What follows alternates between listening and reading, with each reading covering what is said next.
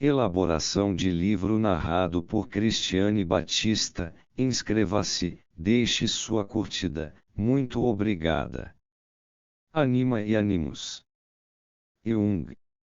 Entre os espíritos possíveis, os espíritos dos pais são praticamente os mais importantes, daí a difusão universal do culto dos antepassados.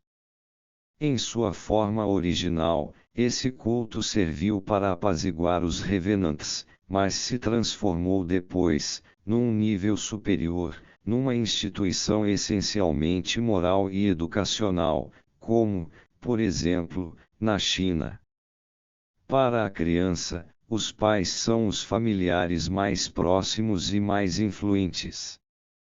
Na idade adulta, porém, tal influência é interrompida, consequentemente, as imagos parentais são cada vez mais afastadas da consciência e, devido à influência restritiva que continuam a exercer, adquirem em geral um aspecto negativo. Deste modo, as imagos parentais se tornam estranhas, transferidas para uma espécie de exterior psíquico. Na vida do homem adulto, a mulher ocupa o lugar dos pais, como influência do ambiente mais próximo. Ela acompanha o homem e lhe pertence, na medida em que partilhar de sua vida e for mais ou menos da mesma idade, não é superior a ele pela idade, pela autoridade ou pela força física. É, porém, um fator muito influente e, como os pais, gera uma imago de natureza relativamente autônoma. Esta imago, no entanto, não deve ser rompida como a dos pais, deve ser conservada na consciência do homem e a ela associada. A mulher, com sua psicologia tão diversa da psicologia masculina, é e sempre foi uma fonte de informação sobre as coisas que o homem nem mesmo vê. É capaz de inspirá-lo em sua capacidade intuitiva, muitas vezes superior à do homem, pode adverti-lo convenientemente. Seu sentimento, orientado para as coisas pessoais, é apto para indicar-lhe caminhos. Sem essa orientação, o sentimento masculino, menos orientado para o elemento pessoal, não os descobriria. O que Tácito diz sobre as mulheres germânicas é muito procedente no que a isto se refere. Resai daqui, sem dúvida, uma das principais fontes da qualidade feminina da alma. Mas, ao que parece, não é a única fonte. Não há homem algum tão exclusivamente masculino que não possua em si algo de feminino. O fato é que precisamente os homens muito masculinos possuem, se bem que oculta e bem guardada, uma vida afetiva muito delicada, que muitas vezes é injustamente tida como feminina. O homem considera uma virtude reprimir da melhor maneira possível seus traços femininos. Analogamente, a mulher, até há pouco tempo, considerava inconveniente ser varonil. A repressão de tendências e traços femininos determina um acúmulo dessas pretensões no inconsciente. A imago da mulher, a alma, torna-se, com a mesma naturalidade, o receptáculo de tais pretensões. Por isso, o homem, em sua escolha amorosa, sente-se tentado a conquistar a mulher que melhor corresponda à sua própria feminilidade inconsciente, a mulher que acolha prontamente a projeção de sua alma. Embora uma escolha desse tipo possa ser considerada e sentida como um caso ideal, poderá também representar a opção do homem por seu lado fraco. Isto esclareceria muitos casamentos estranhos. Parece-me, no entanto, que além da influência da mulher, o caráter feminino inerente ao homem esclarece a feminilidade do complexo anímico. Não creio que se trate de um mero acaso linguístico o fato de, por exemplo, a palavra só ao ser do gênero feminino em alemão e do gênero masculino em outras línguas. Temos sobre isso o testemunho da arte de todas as épocas e, principalmente, a conhecida questão, ab mulier animam. A maioria dos homens, em particular os que possuem um tipo de compreensão psicológica, sabem o que Heidegger pretendia dizer ao falar da ela que deve ser obedecida, ou que corda vibra neles ao lerem a descrição de Antinéia feita por Benoit. Sabem também, perfeitamente, que espécie de mulher encarna com mais pregnância este misterioso conjunto de circunstâncias, só que muitas vezes o pressentem com demasiada clareza.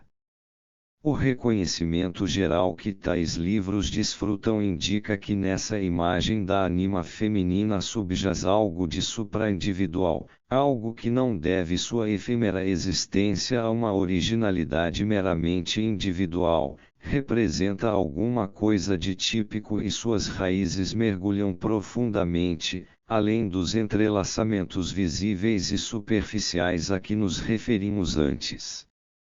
Heidegger e Benoit exprimem de modo inconfundível tal pressentimento, nos aspectos históricos de suas figurações da anima.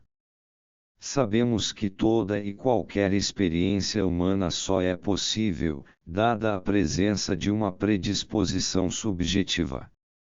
Mas em que consiste esta predisposição? Em última instância, consiste numa estrutura psíquica inata, que permite ao homem ter tais experiências. Assim, todo o ser do homem, corporal e espiritualmente, já pressupõe o da mulher. Seu sistema está orientado a priori para ela, do mesmo modo que para um mundo bem definido, em que a água, luz, ar, sal, hidratos de carbono etc. A forma do mundo em que nasceu já é inata no homem, como imagem virtual. Assim é que pais, mulher, filhos, nascimento e morte são, para ele, imagens virtuais, predisposições psíquicas. Tais categorias a priorísticas são de natureza coletiva, imagens de pais, mulher, filhos em geral, e não constituem predestinações individuais. Devemos pensar nestas imagens como isentas de um conteúdo, sendo, portanto, inconscientes. Elas adquirem conteúdo, influência e por fim se tornam conscientes, ao encontrarem fatos empíricos que tocam a predisposição inconsciente, infundindo-lhe vida. Num certo sentido, são sedimentos de todas as experiências dos antepassados, mas não essas experiências em si mesmas.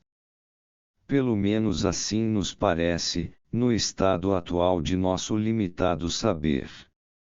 Devo confessar que até agora não encontrei uma prova infalível da herança das imagens mnemônicas. Em todo o caso não posso assegurar a impossibilidade absoluta de que, ao lado desses sedimentos coletivos, desprovidos de qualquer caráter específico individual, possam ocorrer memórias hereditárias individualmente determinadas. Há uma imagem coletiva da mulher no inconsciente do homem, com o auxílio da qual ele pode compreender a natureza da mulher. Esta imagem herdada é a terceira fonte importante da feminilidade da alma. Como o leitor já terá percebido, não estamos tratando de um conceito filosófico e muito menos de um conceito religioso da alma e sim do reconhecimento psicológico da existência de um complexo psíquico semiconsciente, cuja função é parcialmente autônoma. É óbvio que esta constatação nada tem a ver com os conceitos filosóficos ou religiosos da alma, do mesmo modo que a psicologia nada tem a ver com a filosofia e com a religião. Não pretendo entrar aqui em qualquer disputa das faculdades, nem é meu intuito demonstrar ao filósofo ou teólogo o que devem entender por alma. Proíbo-lhes, no entanto, que prescrevam ao psicólogo o que deve entender por alma. A imortalidade pessoal, que a intuição religiosa costuma atribuir à alma, só pode ser reconhecida pela ciência como um indício psicológico, compreendido no conceito de função autônoma. O atributo da imortalidade pessoal nunca foi um característico da intuição primitiva da alma e o mesmo pode ser dito da imortalidade em si mesma. Deixando, porém, de lado, tais intuições inacessíveis à ciência, imortalidade significa apenas uma atividade psíquica que ultrapassa os limites da consciência. O além-túmulo ou o depois da morte significam psicologicamente o além da consciência. Nada mais poderiam significar, uma vez que a afirmação da imortalidade só pode ser feita por um homem vivo que, por isso mesmo, não está em condições de pontificar acerca de uma situação além-túmulo. A autonomia do complexo psíquico auxilia naturalmente a representação de um ser pessoal e invisível, que vive num mundo diferente do nosso. Assim, pois, a atividade da alma é sentida como a de um ser autônomo, aparentemente sem ligação com nossa substância mortal, daí ser fácil imaginar tal ser existindo por si mesmo, talvez num mundo de coisas invisíveis. Mas não é imediatamente necessário que a invisibilidade deste ser independente signifique também sua imortalidade. O atributo da imortalidade pode facilmente derivar de outro fato a que já aludimos, o peculiar aspecto histórico da alma. Heidegger deu-nos em seu livro Xi a melhor descrição desse caráter. Os budistas também, ao afirmarem que o aperfeiçoamento progressivo, obtido pela interiorização, desperta a memória das encarnações anteriores, certamente se referem à mesma realidade psicológica, a diferença é que atribuem o fator histórico ao si mesmo, Atman, e não à alma. Isto mostra a atitude espiritual extrovertida dos ocidentais, tal como é até hoje e que tende a atribuir a imortalidade tanto pelo sentimento como pela tradição a uma alma que se distingue mais ou menos do eu, deste se diferenciando por suas qualidades femininas. Seria absolutamente lógico se, mediante um aprofundamento da cultura espiritual introvertida, até agora negligenciada entre nós, ocorresse uma transformação que nos aproximasse mais da forma espiritual do Oriente. Deste modo, transferir-se-ia o atributo da imortalidade da figura ambígua da alma, anima, para o si mesmo. É essencialmente a supervalorização do objeto material e exterior, que constela no interior uma figura espiritual e imortal, naturalmente com o fito de uma compensação e autorregulação. No fundo, o fator histórico não se liga apenas ao arquétipo do feminino, mas também ao arquétipo em geral, isto é, a todas as unidades herdadas, sejam elas físicas ou espirituais. Nossa vida continua a ser como sempre foi. Em nossa mente nada há de transitório, pois os processos fisiológicos e psicológicos dos homens que viveram há centenas de milhares de anos continuam dando-nos o sentimento íntimo e profundo da continuidade eterna do que é vivo. Nosso si mesmo, como síntese de nosso sistema vivo, não só contém o sedimento e a soma de toda a vida vivida, como também é o ponto de partida, o ventre materno grávido de toda a vida futura e cujo pressentimento se encontra tanto no sentimento subjetivo, como no aspecto histórico. De tais bases psicológicas brota legitimamente a ideia da imortalidade. Na concepção oriental não aparece o conceito da ânima, tal como o estabelecemos aqui, assim, também falta, logicamente, o conceito da persona. Tal fato não parece ser um acaso, pois, como já indiquei, há uma relação compensatória entre persona e ânima.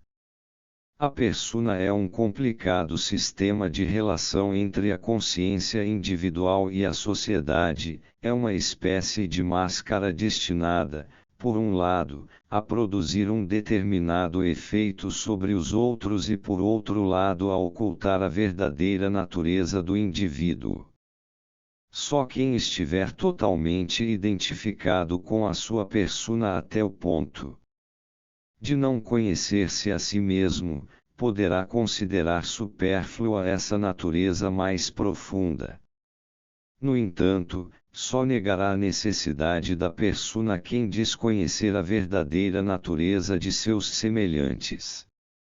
A sociedade espera e tem que esperar de todo indivíduo o melhor desempenho possível da tarefa a ele conferida, assim, um sacerdote não só deve executar, objetivamente, as funções do seu cargo, como também desempenhá-las sem vacilar a qualquer hora e em todas as circunstâncias.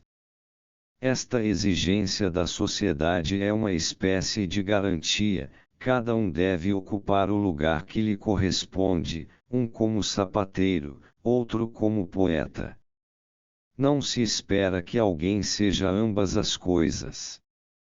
Nem é aconselhável que o seja, pois seria estranho demais para os outros. Tal indivíduo, por ser diferente, suscitaria a desconfiança. No mundo acadêmico seria considerado um diletante, politicamente, um valor imponderável, religiosamente, um livre pensador, em resumo, a suspeita de inconsistência e incompetência cairia sobre ele, uma vez que a sociedade está certa de que só um sapateiro que não seja poeta fará com perícia bons sapatos. A clareza da apresentação pessoal é algo praticamente muito importante, pois a sociedade só reconhece o homem médio, isto é, aquele que tem só uma coisa na cabeça, porque se tivesse duas não realizaria um trabalho apreciável, seria demais. Nossa sociedade está orientada indubitavelmente para ideais dessa ordem. Não é de estranhar-se, portanto, que para se chegar a alguma coisa se deva tomar em consideração tais exigências.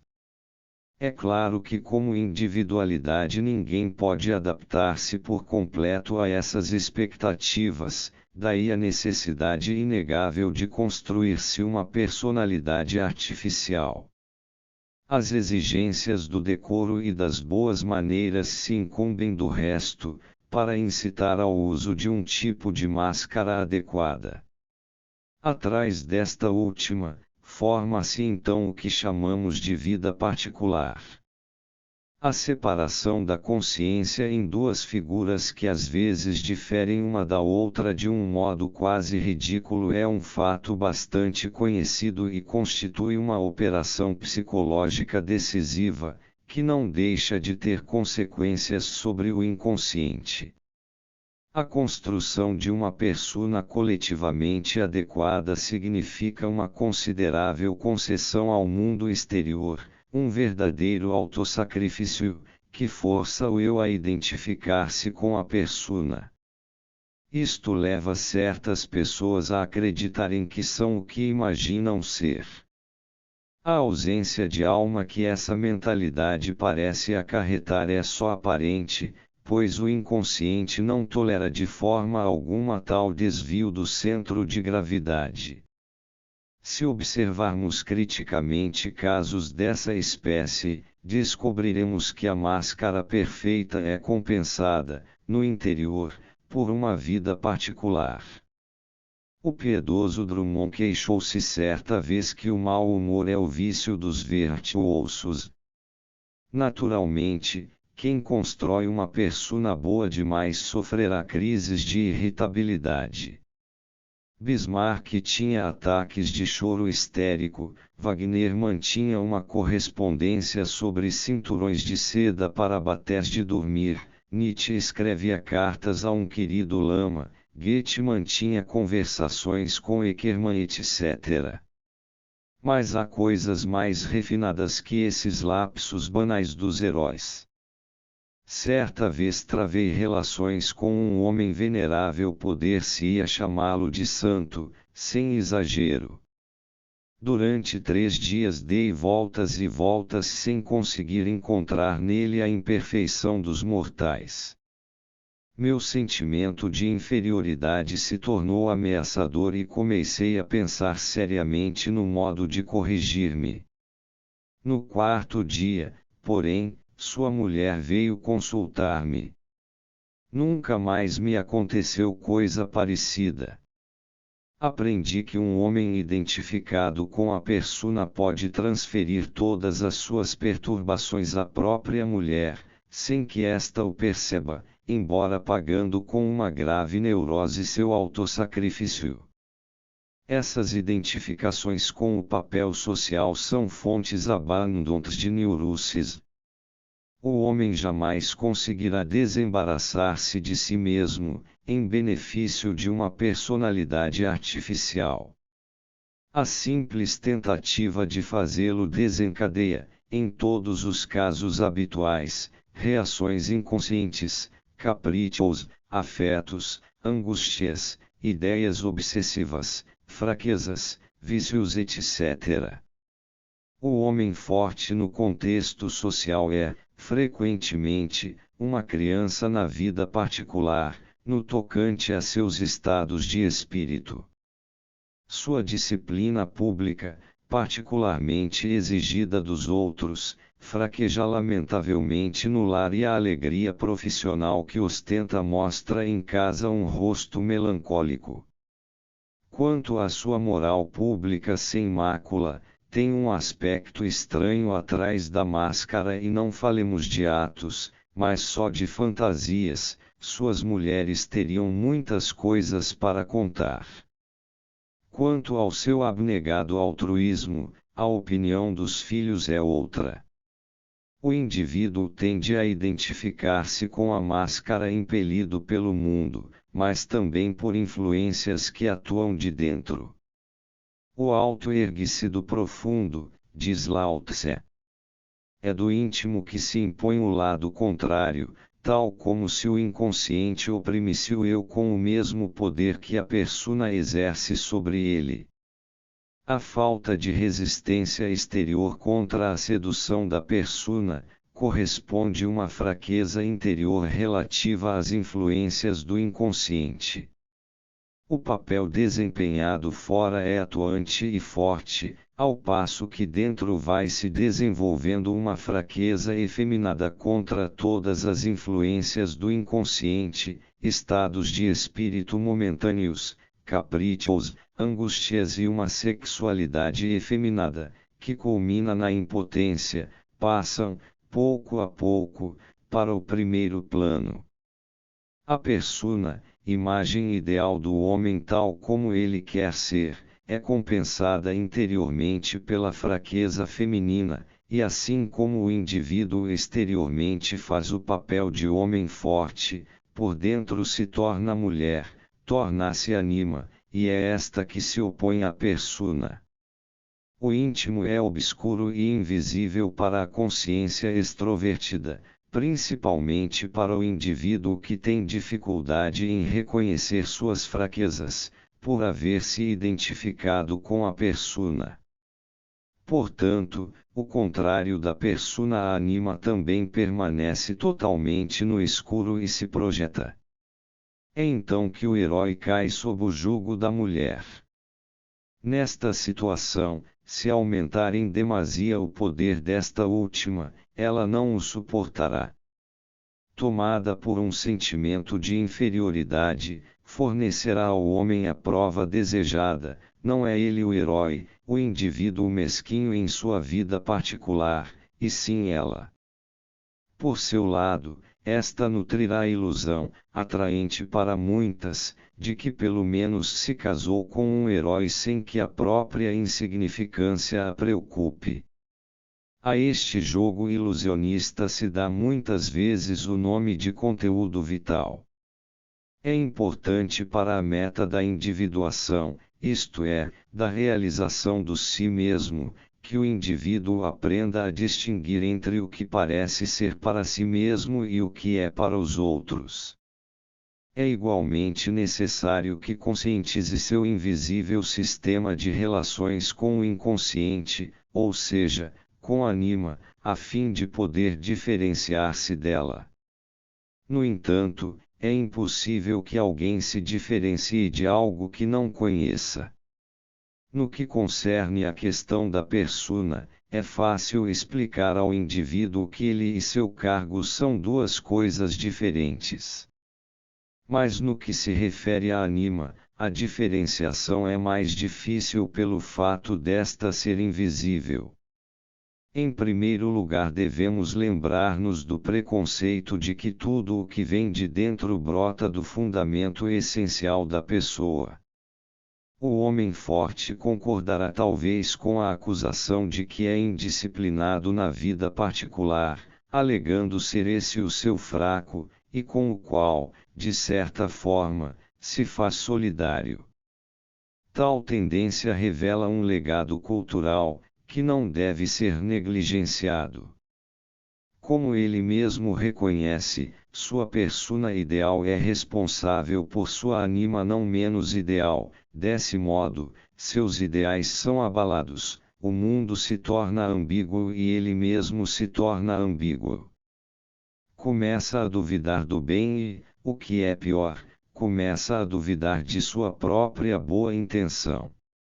Se pensarmos como são poderosos os pressupostos históricos a que se prende nossa ideia particular do que vem a ser uma boa intenção, compreenderemos que, em benefício de nossa concepção atual do mundo, é mais agradável acusarmos-nos de fraqueza pessoal do que duvidar da força dos ideais. Os fatores inconscientes são realidades determinantes, do mesmo modo que os fatores que regem a vida da sociedade. Ambos têm um caráter coletivo. Assim, tanto posso distinguir entre o que eu quero e o que o inconsciente me impõe, como perceber o que o meu cargo exige de mim e o que eu desejo. A primeira coisa evidente é a incompatibilidade das pretensões exteriores e interiores, ficando o eu entre ambas, como entre o martelo e a bigorna. Em face deste eu, que na maioria das vezes não passa de um simples joguete das pretensões referidas, há uma instância cuja definição não é fácil, gostaria de não designá-la pelo nome insidioso de consciência, se bem que esta palavra, em seu melhor significado, sirva muito bem para indicar essa instância. Spitauer diz com muito humor o que essa consciência se tornou, em nós. Evitemos, portanto, na medida do possível, este significado particular. Será melhor termos presente aquele trágico jogo de oposições entre o dentro e o fora, representado no Jó e no Fausto como aposta divina é este, no fundo, o processo energético da vida, a tensão de opostos indispensável para a autorregulação. Mas por diferentes que sejam, em aparência e propósitos, esses poderes antagônicos, no fundo ambos querem e significam a vida do indivíduo, oscilam em torno de sua vida, como se esta fosse o fiel à balança. E justamente porque se relacionam entre si, tendem a unificar-se num sentido mediador, por assim dizer. Este último nasce necessariamente do indivíduo, voluntária ou involuntariamente, razão pela qual é por ele pressentido. tem-se o sentimento íntimo do que deveria ser e do que pode ser. Desviar-se de tal pressentimento significa extravio, erro e doença. Não é por acaso que da palavra persona derivam os conceitos modernos de pessoal e de personalidade. Assim como posso afirmar que meu eu é pessoal, ou que é uma personalidade, também posso dizer, no que se refere à minha persona, que constitui uma personalidade com a qual me identifico num grau maior ou menor. O fato de que deva, então, constatar em mim duas personalidades, nada tem de estranho, uma vez que todo complexo autônomo ou relativamente autônomo tem a particularidade de apresentar-se como personalidade, ou melhor, personificado. Onde pode observar-se tal fenômeno, com uma ênfase especial, é nas assim chamadas manifestações espíritas da escrita automática e outras semelhantes. As proposições registradas são sempre declarações pessoais na forma da primeira pessoa, em eu, como se por detrás de cada fragmento dessas proposições se encontrasse uma personalidade. O raciocínio ingênuo deduz imediatamente que se trata de espíritos.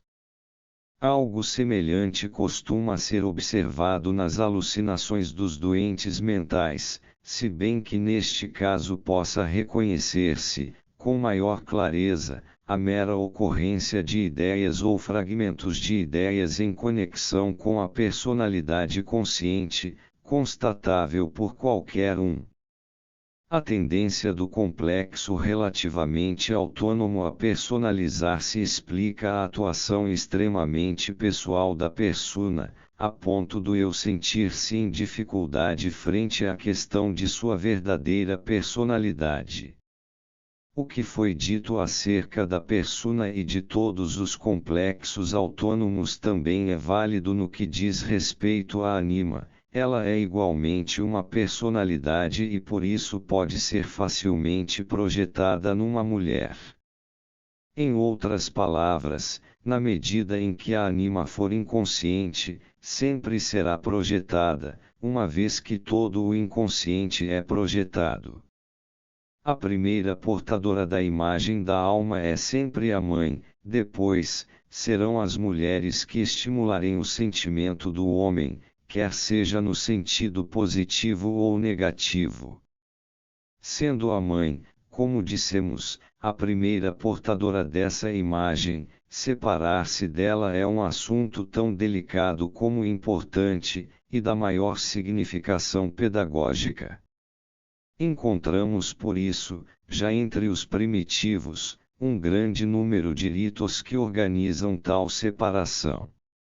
Não é o bastante passar para a idade adulta e nem mesmo separar-se exteriormente da mãe, são celebradas consagrações como homem, particularmente impressionantes, e cerimônias de renascimento que efetivam plenamente o ato de separação da mãe, e, portanto, da infância. Assim como o pai protege o filho contra os perigos do mundo externo, representando um modelo da persona, a mãe é a protetora contra os perigos que o ameaçam do fundo obscuro da alma. Nos ritos de puberdade, o neófito recebe instruções acerca das coisas do outro lado, e isto o tornará capaz de dispensar a proteção materna. O homem moderno civilizado terá que sentir forçosamente a falta desta medida educacional que, apesar de seu primitivismo, é excelente. A consequência desta lacuna é que a anima, sob a forma da imago materna, é transferida para a mulher. Depois do casamento, é comum o homem tornar-se infantil, sentimental, dependente e mesmo subserviente, em outros casos, tornar-se tirânico, hipersensível, constantemente preocupado com o prestígio de sua masculinidade superior. Este caso é o contrário do primeiro. A proteção contra o inconsciente, representada pela mãe, não é suprimida de forma alguma na educação do homem moderno. Seu ideal de casamento se transforma, portanto, no desejo inconsciente de encontrar uma esposa que se desincumba do mágico papel de mãe. Sob o pretexto de um casamento idealmente exclusivo, o homem procura na realidade a proteção materna, colocando-se à mercê do instinto possessivo da mulher. Seu temor do poder obscuro e inabarcável do inconsciente faz com que outorgue à esposa uma autoridade ilegítima sobre ele. Uma união desse tipo se assemelha a uma sociedade secreta, tão íntima que ameaça explodir a qualquer instante, pela tensão interna. No caso oposto, quando o homem é reativo, ele atua de modo contrário, mas com o mesmo resultado. Em minha opinião, o homem moderno deve diferenciar-se não só da persona, como da anima.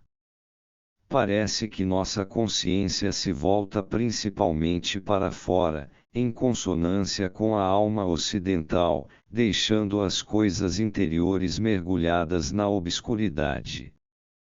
No entanto, tal dificuldade pode ser facilmente superada, se considerarmos com espírito crítico e com toda a concentração o material psíquico da nossa vida particular e não apenas os acontecimentos exteriores. Infelizmente estamos acostumados a silenciar pudicamente esse lado interior, talvez com medo de que nossas mulheres traiam certos segredos, e se estes forem descobertos, reconheceremos, cheios de arrependimento, nossa fraqueza, já que o único método educativo consiste na supressão ou repressão das fraquezas, ou a exigência que se as esconda do público. Será bom acrescentar que isso não adianta coisa alguma. Tomemos o exemplo da persona para esclarecer o que realmente deveríamos experimentar. Na persona, tudo é claro e visível, enquanto que a anima jaz na obscuridade para nós, ocidentais. Há casos em que a anima impede excessivamente as boas intenções da consciência, criando um contraste entre a vida particular do indivíduo e sua esplêndida persona. O caso oposto e equivalente é o do indivíduo ingênuo, que nada sabe acerca da persona e que tropeça no mundo com as mais penosas dificuldades. Há pessoas que não possuem uma persona desenvolvida, canadenses que desconhecem a cortesia rebocada de cal da Europa, indivíduos que cometem gafes em sociedade, perfeitamente ingênuos e inocentes, crianças comovedoras, sentimentais enfadonhos, ou então, quando são mulheres, cassandras espectrais, temidas por sua falta de tato, eternamente incompreendidas, que nunca sabem o que fazem e por isso merecem o constante perdão, cegas para o mundo, sempre em sonhos. Tais casos nos mostram como uma persona descuidada atua e o que se poderia fazer para remediar o mal. Indivíduos assim poderiam evitar desilusões e sofrimentos de toda espécie, cenas e violências, se aprendessem a comportar-se no mundo. Deveriam procurar saber o que a sociedade lhes pede, reconhecer que há no mundo fatores e pessoas muito superiores a eles, deveriam tentar perceber o significado de suas ações na perspectiva alheia, etc. Naturalmente, para quem haja desenvolvido sua persona de modo conveniente, este plano pedagógico não passa de uma cartilha para crianças. Se compararmos dois indivíduos, um possuidor de uma esplêndida persona e outro desprovido dela, constataremos que o primeiro está tão informado sobre o mundo quanto o segundo sobre a anima e seus assuntos. Mas o uso que ambos fazem de seus conhecimentos pode muito bem ser um abuso, e provavelmente o será. O homem dotado de persona não tem a menor ideia das realidades interiores, do mesmo modo que o tipo a ele oposto não reconhece a realidade do mundo que, segundo lhe parece, tem apenas o valor de um pátio de recreio divertido ou fantástico. Mas o reconhecimento das realidades interiores é absolutamente necessário, uma conditio sine qua non para que se considere com a seriedade necessária o problema da anima. Se o mundo exterior não passa de um fantasma, para que o esforço de estabelecer um complicado sistema de relação e adaptação a ele. Paralelamente, considerando-se as realidades interiores mera fantasia, ninguém reconhecerá nas manifestações da anima outra coisa além de tolices e fraquezas. Mas se for reconhecido o fato de que o mundo está fora e dentro, e que portanto a realidade vem tanto do exterior como do interior, logicamente dever-se-á considerar os transtornos e inconvenientes que surgem do íntimo como sintomas de uma adaptação defeituosa às condições do mundo interior. Os esbarrões que os ingênuos sofrem no mundo não podem ser resolvidos pela repressão moral e de nada lhes adianta resignar-se com as próprias fraquezas, reconhecendo-as. Há razões, intenções e consequências, que podem ser trabalhadas pela vontade e pela compreensão.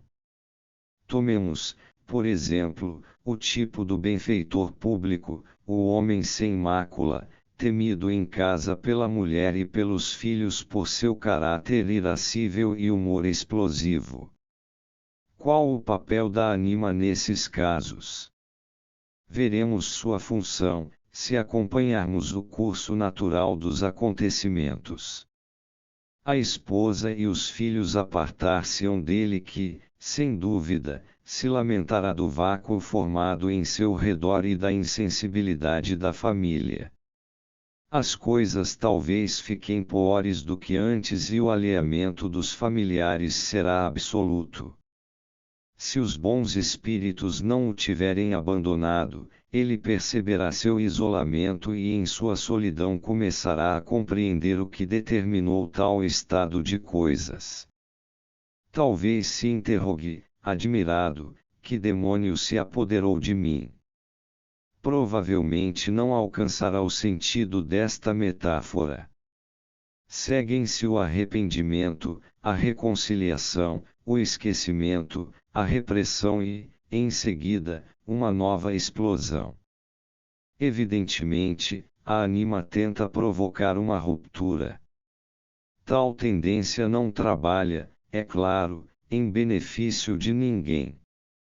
Mas a anima se interpõe como se fosse uma amante ciumenta que procura indispor o homem com sua família. Um cargo ou qualquer outra posição social vantajosa pode produzir o mesmo efeito, mas neste caso compreender-se-á a força de sedução. Mas a anima, donde provém seu poder aliciante? Como no caso da persona, pode ser que se trate de valores ou outras coisas importantes e eficazes, promessas sedutoras. Mas devemos nos proteger de início contra as racionalizações. Poderíamos pensar imediatamente que esse homem de bem está de olho numa outra mulher. Pode ser, mas também pode ser que a anima tenha preparado este meio eficaz para atingir sua meta. Não devemos enganar-nos considerando tal situação como um fim em si mesmo, uma autofinalidade, pois o homem de bem, que se casou corretamente segundo a lei, poderá também divorciar-se com a mesma dignidade e segundo a lei. Entretanto, isto não mudaria em nada sua atitude fundamental, o antigo quadro apenas ganharia uma nova moldura. Na realidade, tais arranjos representam um método frequente de concluir separações e dificultar as soluções definitivas. Seria mais razoável, portanto, que se descartasse a possibilidade imediata da intenção autêntica de uma ruptura. Parece mais indicado começar pela investigação do que se oculta atrás da tendência anímica. Eu proporia em primeiro lugar uma objetivação da ânima, ou seja, a negação estrita de considerar a tendência à separação do cônjuge como uma fraqueza própria. Só depois poder-se-ia perguntar à ânima, por que desejas esta ruptura? Há uma grande vantagem em colocar a questão de modo tão pessoal, dessa forma a personalidade da alma é reconhecida, tornando-se possível estabelecer uma relação com ela. Quanto mais pessoal a considerarmos, tanto melhor. Tudo isto parecerá ridículo às pessoas que estão acostumadas a agir de um modo puramente intelectual e racional. Seria mais do que absurdo manter um diálogo com a persona, dado o fato de esta ser apenas um meio de relação psicológica. Um absurdo, mas só para quem a tiver. Quem não a tiver será meramente um primitivo sob este aspecto, e pertencerá àquele tipo de pessoas que se apoiam num pé só naquilo que comumente chamamos realidade. O outro pé está no mundo dos espíritos, que para ele é efetivamente real.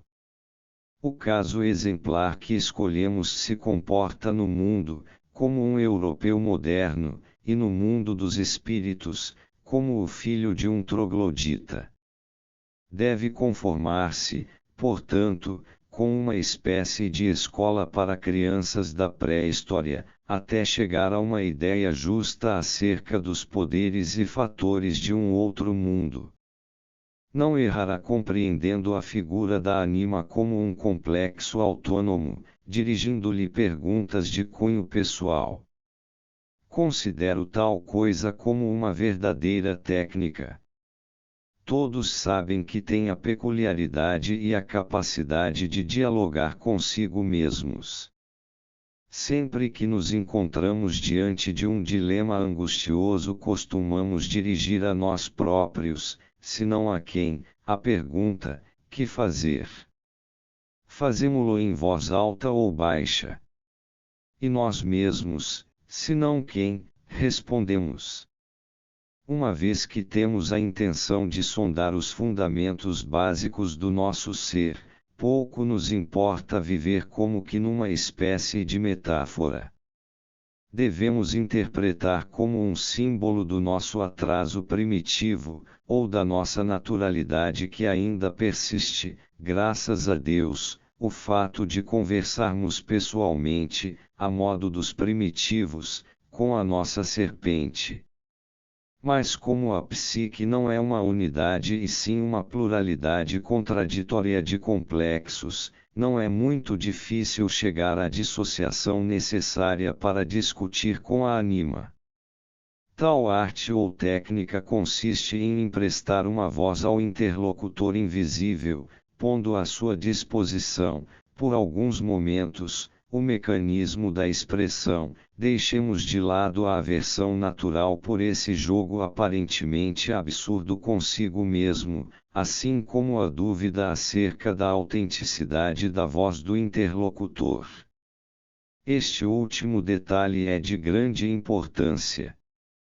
Identificamo-nos sempre com os pensamentos que nos assaltam, uma vez que nos consideramos seus autores. É interessante observar que são os pensamentos impossíveis que despertam em nós um sentimento de maior responsabilidade subjetiva. Se percebêssemos com mais acuidade como são severas as leis universais às quais deve submeter-se até mesmo a fantasia mais selvagem e arbitrária, talvez seríamos mais capazes de considerar tais pensamentos como fatos objetivos, como se fossem sonhos. Não passa pela cabeça de ninguém supor que estes últimos sejam invenções intencionais e arbitrárias. Mas tudo exige, certamente, a máxima objetividade e ausência de preconceitos. Só assim proporcionaremos ao outro lado a oportunidade de manifestar-se mediante uma atividade psíquica perceptível. A atitude repressiva da consciência obriga, porém, que o outro lado se manifeste indiretamente, através de sintomas, quase sempre de caráter emocional. Só em momentos de um afeto avassalador, emergem à superfície fragmentos de conteúdos do inconsciente, sob a forma de pensamentos ou imagens. O sintoma inevitável que acompanha tal fenômeno é o da identificação momentânea do eu com essas manifestações, que são renegadas logo depois. É fabuloso o que se pode dizer movido pelo afeto. Mas todos sabem com que facilidade essas coisas são esquecidas e renegadas. Devemos contar com 3 mecanismos de desvalorização e de negação se quisermos orientar-nos com objetividade. O hábito de interromper o afluxo do inconsciente, corrigi-lo ou criticá-lo se reforçou pela tradição e pelo medo que se tem de admitir diante dos outros ou de si mesmo a angústia mobilizada pelas verdades insidiosas, compreensões arriscadas e constatações desagradáveis, o receio, enfim, de tudo o que faz o homem fugir de si mesmo como de um flagelo. Diz-se geralmente que preocupar-se consigo é algo de egoístico e mórbido, e que a própria companhia é a pior de todas, torna a pessoa melancólica. Tais são os esplêndidos testemunhos acerca da nossa qualidade humana, intrínsecos à mentalidade ocidental. Mas os que assim pensam nunca perguntam a si mesmos que prazer terão os outros em companhia de um covarde tão sujo. Uma vez que nos momentos de afeto se mostram involuntariamente as verdades do outro lado, é aconselhável aproveitar esses momentos para que tal aspecto tenha a ocasião de expressar-se. Por isso o indivíduo deveria cultivar a arte de falar consigo mesmo numa situação de afeto e em seus marcos, como se o próprio afeto falasse, sem levar em conta a crítica razoável. Enquanto o afeto se manifesta, a crítica deve ser evitada. Entretanto, logo que o afeto haja exposto seu caso, será conscienciosamente criticado, como se o interlocutor fosse um indivíduo real, diretamente relacionado conosco. Não devemos dar-nos logo por satisfeitos, as perguntas e respostas deverão prosseguir até que se haja encontrado um final satisfatório da discussão. Subjetivamente, reconhecer-se-á se o resultado é ou não aceitável, sendo inútil qualquer tentativa de iludir-se. As condições indispensáveis desta técnica de educar a ânima se resumem numa rigorosa honestidade consigo mesmo e em evitar a antecipação apressada do que o outro lado quer expressar. Mas há algo a dizer acerca do medo característico que o homem ocidental sente em relação ao outro lado. Em primeiro lugar, este medo não é completamente injustificado, além de ser real. Compreendemos sem dificuldade o medo que a criança e o primitivo sentem diante do mundo amplo e desconhecido. Pois é o mesmo medo que experimentamos em nosso mundo interior infantil, que se nos afigura imenso e desconhecido. Sentimos somente o afeto, sem perceber que se trata de um medo do mundo, uma vez que esse mundo é invisível. A seu respeito só temos preconceitos teóricos ou ideias supersticiosas. E há pessoas cultas diante das quais não podemos falar do inconsciente sem sermos acusados de misticismo. O medo a que nos referimos é, pois, legítimo, pois os dados do outro lado conseguem abalar nossa concepção racional do mundo, com suas certezas científicas e morais. A crença ardente que nelas depositamos faz supor quão frágeis são. Se pudermos evitar isto, a única verdade recomendável é o enfático ditado dos filisteus, quieta non movere. Devo sublinhar, além disso, que não recomendo a ninguém a técnica acima exposta, como algo de necessário e útil, se a pessoa não for premida pela necessidade. Como já dissemos, os estádios são muitos. Há velhos que morrem como crianças de peito e ainda hoje nascem trogloditas. Certas verdades só serão reconhecidas no futuro, outras passaram e outras jamais serão aceitas. Digamos, no entanto, que alguém usasse tal técnica por uma santa curiosidade, talvez um jovem desejoso de ter asas, não por ser aleijado, mas por sentir a nostalgia do sol. Um adulto, porém, que já perdeu as mais caras ilusões, só se prestará de má vontade a essa humilhação íntima, a essa entrega que o devolverá às angústias da infância. É penoso situar-se entre um mundo diurno de ideais ameaçados, valores em descrédito e um mundo noturno de fantasias aparentemente sem sentido. Tal posição é tão estranha que, provavelmente, ninguém resistirá à tentação de agarrar-se a algo seguro, mesmo que se trate de agarrar o passado, por exemplo, a mãe, que protege a sua infância contra as angústias noturnas. Quem tem medo precisa aceitar a dependência, assim como o fraco necessita de um apoio.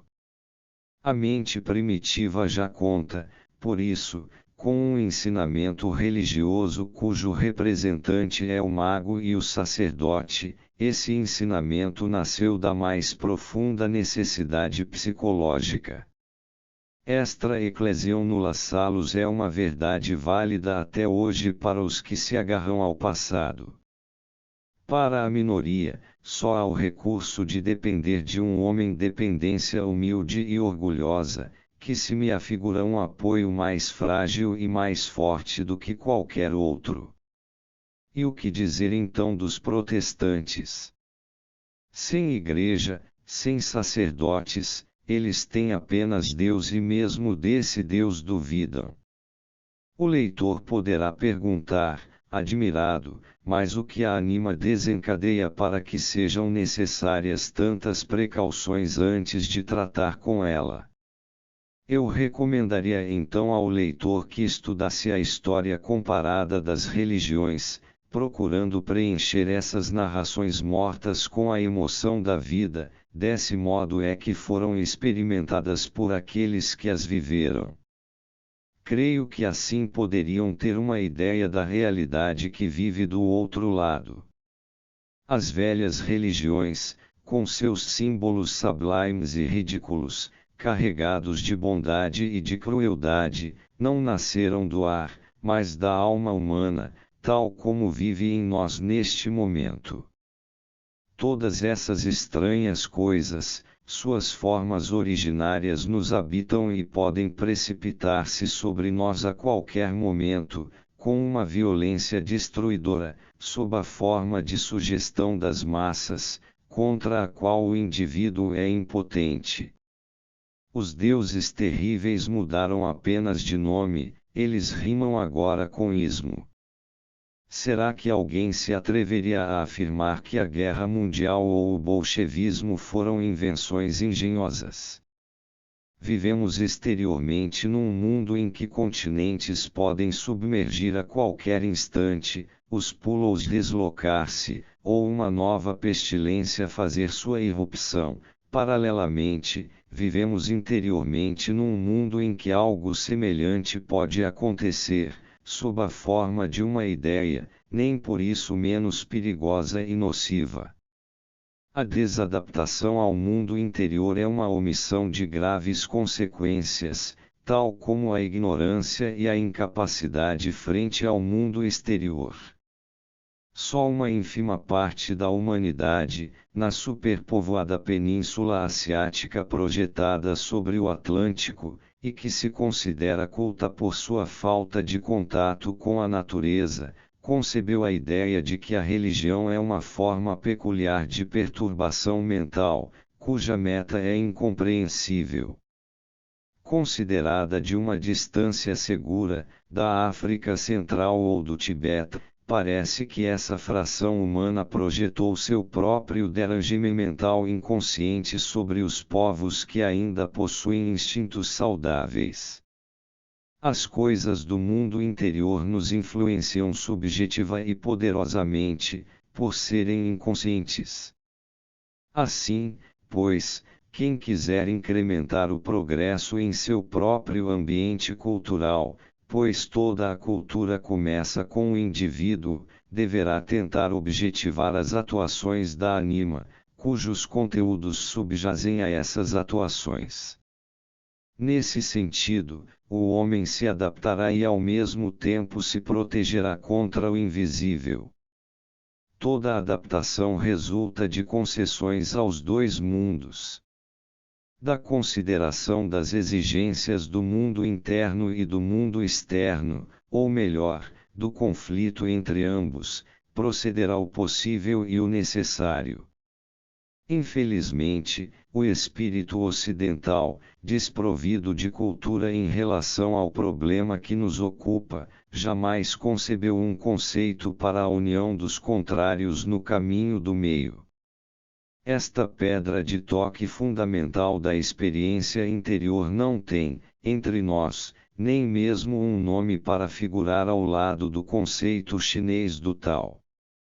Esta realidade é ao mesmo tempo a mais individual e a mais universal, o cumprimento legítimo do significado da existência humana.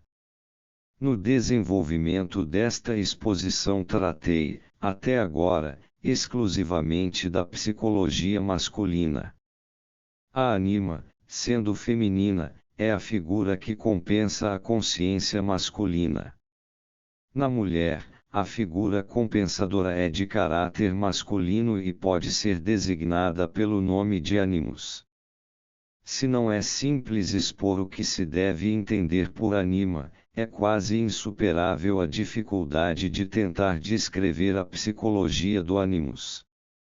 O homem atribui a si mesmo, ingenuamente, as reações da sua ânima, sem perceber que na realidade não pode identificar-se com um complexo autônomo. O mesmo ocorre na psicologia feminina, só que de um modo muito mais intenso, se é que isto é possível. A identificação com o complexo autônomo é a razão essencial da dificuldade de compreender e descrever o problema, sem falar de sua obscuridade e estranheza. Sempre partimos do pressuposto ingênuo de que somos os senhores em nossa própria casa. Deveríamos habituar-nos, no entanto, com a ideia de que mesmo em nossa vida psíquica mais profunda, vivemos numa espécie de casa cujas portas e janelas se abrem para o mundo, os objetos e conteúdos deste último atuam sobre nós, mas não nos pertencem. A maioria das pessoas não concebe sequer esta ideia, e aceita com dificuldade o fato de que seus vizinhos não têm a mesma psicologia que a sua. O leitor poderá julgar exagerada tal observação, uma vez que geralmente todos são conscientes das diferenças individuais. Lembremo-nos, porém, que a psicologia da consciência provém de um estado original de inconsciência e de indiferenciação. A este estado Levi-Brühl chama de participation mystique. Por conseguinte, a consciência da diferenciação constitui uma aquisição tardia da humanidade, provavelmente ela é um recorte relativamente pequeno no campo incomensurável da identidade original. A diferenciação é a essência, a conditio sine qua non da consciência. Todo inconsciente é indiferenciado e tudo quanto ocorre inconscientemente parte desta base da indiferenciação. Isto significa, em primeiro lugar, que não se sabe se pertence ou não ao si mesmo. É impossível estabelecer a priori se me concerne, ou se concerne a outro, ou a ambos. Nem mesmo o sentimento nos serve de apoio seguro quanto a isto. Não se pode afirmar ipso facto que a mulher tem uma consciência inferior à do homem, sua consciência simplesmente é diversa da consciência masculina. Mas assim como a mulher percebe claramente coisas que o homem tateia no escuro, do mesmo modo há campos de experiência do homem ainda ocultos para ela nas sombras da indiferenciação. Isto sucede no que se refere a coisas que têm, para a mulher, pouco interesse. O mais importante e interessante para a mulher é o âmbito das relações pessoais, passando para o segundo plano os fatos objetivos e suas inter-relações. O vasto campo do comércio, da política, da tecnologia, da ciência, enfim todo o reino do espírito utilitário aplicado do homem é relegado à penumbra da consciência feminina. Por seu lado, ela desenvolve uma consciência ampla das relações pessoais, cujas nuances infinitas em geral escapam à perspicácia masculina. É claro, portanto, que o inconsciente feminino apresenta aspectos essencialmente diversos dos que são encontrados no homem. Se eu tivesse que caracterizar, resumindo em poucas palavras, a diferença entre homem e mulher no tocante ao problema que nos ocupa, isto é, como se confrontam anima e animus, eu diria, assim como a anima produz caprichos, o animus produz opiniões, e assim como os caprichos do homem brotam de um fundo obscuro, do mesmo modo as opiniões da mulher provêm de pressupostos a priorísticos inconscientes. As opiniões do animus apresentam muitas vezes o caráter de sólidas convicções, difíceis de comover, ou de princípios cuja validez é aparentemente intangível. Se analisarmos, porém, tais opiniões, logo depararemos com pressupostos inconscientes que deveriam ser provados, de início, em outras palavras, as opiniões foram concebidas como se tais pressupostos existissem. Na realidade, essas opiniões são totalmente irrefletidas, existem prontinhas e são mantidas com tal firmeza e convicção pela mulher que as formula, como se esta jamais tivesse tido a menor sombra de dúvida a respeito. Poder-se-ia supor que o animus, à semelhança da anima, se personifica como um homem. A experiência, porém, mostra que tal suposição é só parcialmente verdadeira, aparece uma circunstância inesperada, configurando uma situação inteiramente diversa da do homem. O animus não se apresenta como uma pessoa, mas como uma pluralidade de pessoas. Na novela de H.G. Wells, Christina Albertas Fader, a heroína, em todas as suas ações, sente-se submetida à vigilância de uma autoridade moral superior. Esta última adverte-a inexoravelmente, com precisão e uma falta absoluta de fantasia, dizendo com secura e exatidão o que ela está prestes a fazer e por que motivos. Wells chama a esta autoridade Court of Conscience. Esta pluralidade de juízes que condenam formam uma espécie de tribunal que corresponde a uma personificação do animus. O animus parece uma assembleia de pais e outras autoridades, que formula opiniões incontestáveis e racionais, ex cátedra. Examinando-as atentamente, percebe-se que parecem constituídas de palavras e conceitos reunidos, talvez inconscientemente, desde a infância e amontoados numa espécie de cânone da verdade, autenticidade e razoabilidade médias. É um tesouro de pressupostos que, ao faltar um critério consciente e idôneo, o que não é raro, sugere imediatamente uma opinião.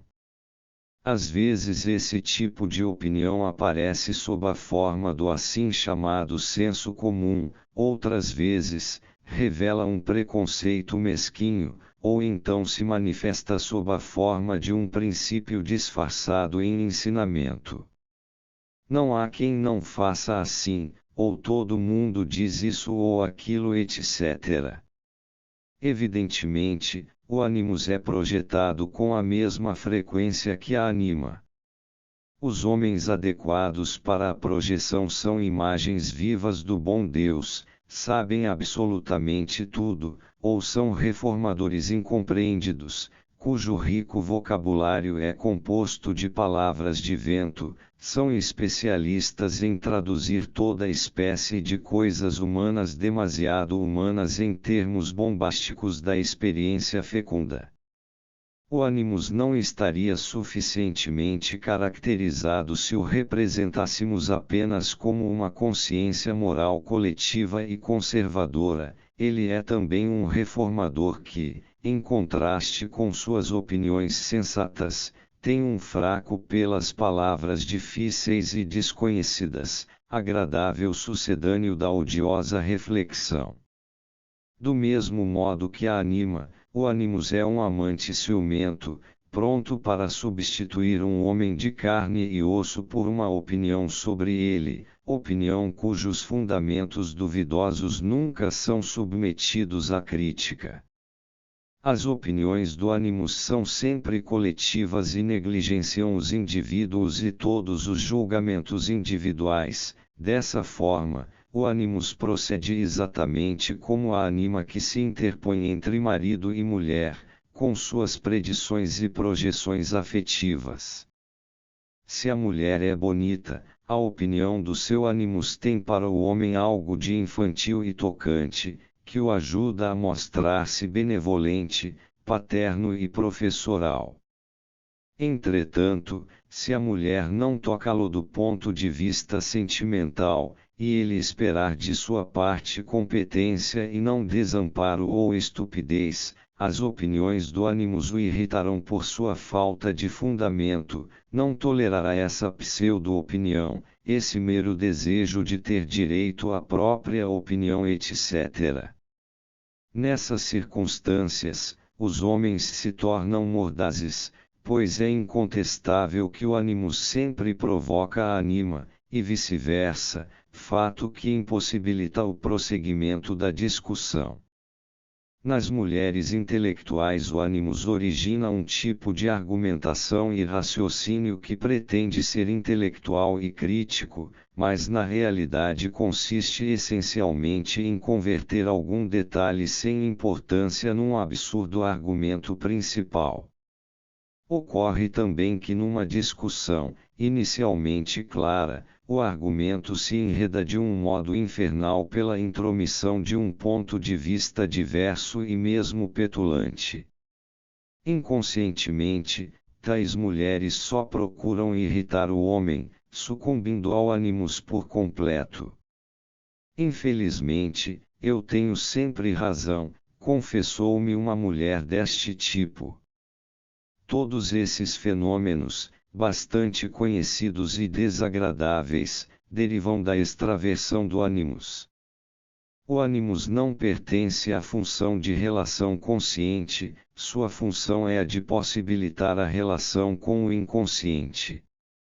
No que se refere às situações exteriores, sobre as quais é preciso refletir conscientemente, o ânimos não deve intervir mediante o processo acima referido das opiniões, como função associativa de ideias, deve ser dirigido para dentro, a fim de associar os conteúdos do inconsciente. A técnica de explicação com o animus é, em princípio, a mesma que a da anima, só que neste se trata de opiniões. A mulher deve aprender a criticá-las e mantê-las à distância, não com o intuito de reprimi-las, mas investigar-lhes a procedência, penetrando mais fundo em seu obscuro recesso, deparará com as imagens originárias, do mesmo modo que o homem, ao explicar-se com a anima. O animus é uma espécie de sedimento de todas as experiências ancestrais da mulher em relação ao homem, e mais ainda, é um ser criativo e engendrador, não na forma da criação masculina. O animus produz o que se poderia chamar trecho em grego, a palavra que engendra. Assim como o homem faz brotar sua obra, criatura plena de seu feminino interior, assim também o masculino interior da mulher procria germes criadores, capazes de fecundar o feminino do homem.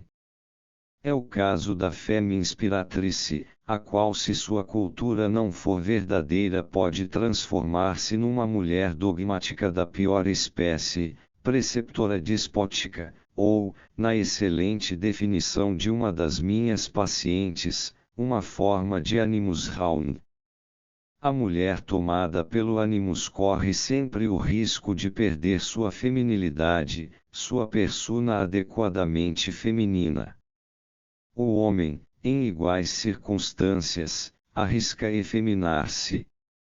Tais transformações psíquicas do sexo explicam-se pelo fato de que uma função interior se volta para fora. O motivo desta perversão é, naturalmente, a insuficiência ou o desconhecimento total do mundo interior, que se ergue, autônomo, em oposição ao mundo exterior. As exigências de adaptação ao mundo interior igualam as do mundo exterior.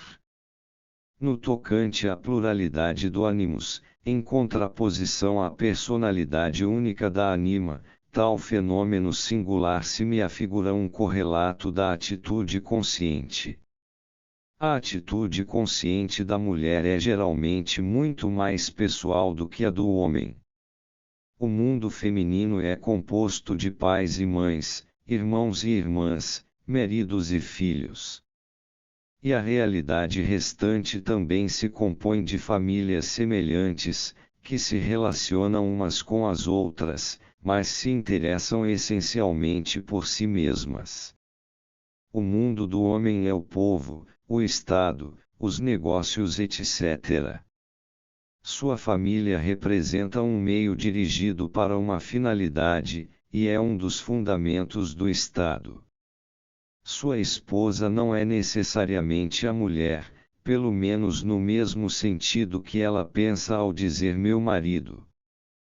Para o homem, o geral preside o pessoal, daí o fato de seu mundo ser composto de uma multiplicidade de fatores coordenados, enquanto que para a mulher o mundo além do marido acaba numa espécie de nevoeiro cósmico.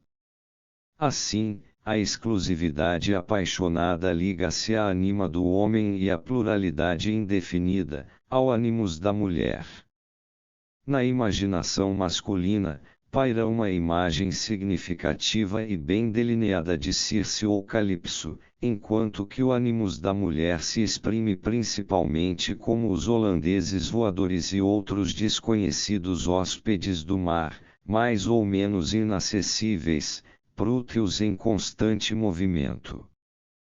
Tais expressões aparecem de modo particular nos sonhos e na realidade concreta, sob a forma de téners famosos, campeões de boxe, grandes homens de cidades distantes e desconhecidas. Essas duas figuras crepusculares do fundo obscuro da psique, a anima e o animus, verdadeiros e semigrotescos guardiões do umbral, para usar o pomposo vocabulário teosófico, podem assumir numerosos aspectos, que encheriam volumes inteiros. Suas complicações e transformações são ricas como o próprio mundo, e tão extensas como a variedade incalculável do seu correlato consciente, a persona. Habitam uma esfera de penumbra, e dificilmente percebemos que ambos, anima e animus, são complexos autônomos que constituem uma função psicológica do homem e da mulher. Sua autonomia e falta de desenvolvimento usurpa, ou melhor, retém o pleno desabrochar de uma personalidade. Entretanto, já podemos antever a possibilidade de destruir sua personificação, pois os conscientizando podemos convertê-los em pontes que nos conduzem ao inconsciente. Se não os utilizarmos intencionalmente como funções, continuarão a ser complexos personificados e nesse estado terão que ser reconhecidos como personalidades relativamente independentes. Por outro lado, não podem ser integrados à consciência enquanto seus conteúdos permanecerem desconhecidos. No entanto, a tentativa de explicação com eles deverá trazer à luz seus conteúdos, só quando esta tarefa for cumprida, isto é, só quando a consciência familiarizar-se suficientemente com os processos inconscientes refletidos na anima, esta última será percebida como uma simples função. Naturalmente, não espero que todos os leitores compreendam de imediato o que anima e animus significam.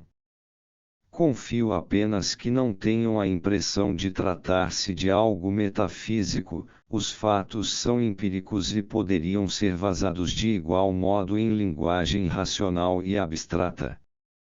Evitei de propósito uma linguagem deste tipo, porque tudo que aqui apresentamos foi, até agora, um campo tão inacessível à experiência, que não conviria apresentá-lo aos leitores numa formulação intelectual.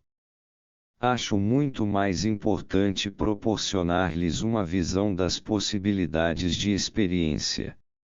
Ninguém compreenderá realmente estes fatos se não experimentá-los em si mesmo.